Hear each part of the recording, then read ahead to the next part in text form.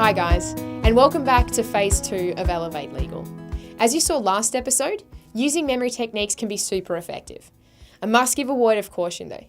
Many people get caught out in the exam room relying too heavily on memorization. This is because they haven't truly understood how topics interrelate or the rationale behind the topic.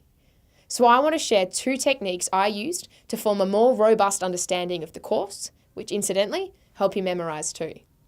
The first one is commonly taught, but rarely used. Mind maps. I'll show you how this applies to the constitutional division of powers. Firstly, the specific powers are all the powers explicitly mentioned in the Constitution. These specific powers are broken into 2 subcategories, exclusive and concurrent. Exclusive powers can only be exercised by the federal parliament, thus excluding the states. Exclusive powers include areas like defence, currency and marriage. Concurrent powers are shared between the federal and the state parliaments. So, for example, the power to make laws relating to taxation. Finally, there are then residual powers. These are all the areas of power that are not mentioned explicitly in the Constitution and are left to the states, such as education.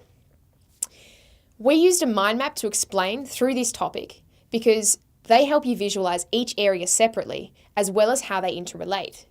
Now I want to show you a second method that is simple, but very powerful. This method is called Vocalize. Many people get caught learning terminology without actually grasping what the terms mean.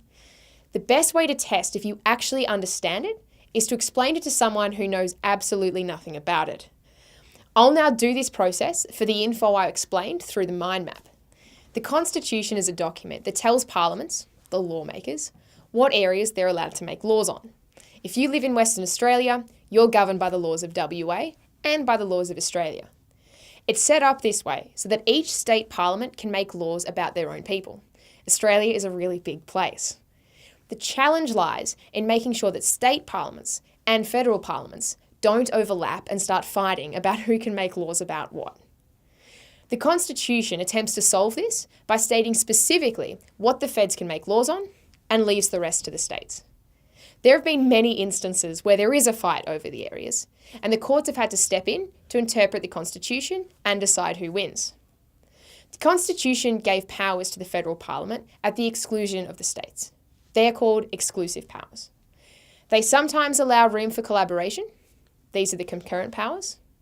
Anything that was left unsaid, the residue, is given to the states, also known as residual powers. Of course, it's never as simple as that, and state and federal parliaments often go to court over this power struggle to make laws. That's why you'll actually see some cases named like Victoria and the Commonwealth. Yes, entire states can go to court against the country. So what I did here was say as simply as possible what this area is about. I gave justification and reasons why things happen. Also, describing concepts simply, you begin to see how they all actually fit together. For example, I mentioned how the courts adjudicate on the conflicts between different parliaments. This is because of the separation of powers doctrine, which gives courts the ability to interpret the laws or the Constitution as an impartial body, as separate from the Parliament and the executive. So there's 2 methods I use to develop understanding: mind mapping and vocalizing. Both techniques force you to see the interconnectedness of each topic and also require you to take a macro view of the topic.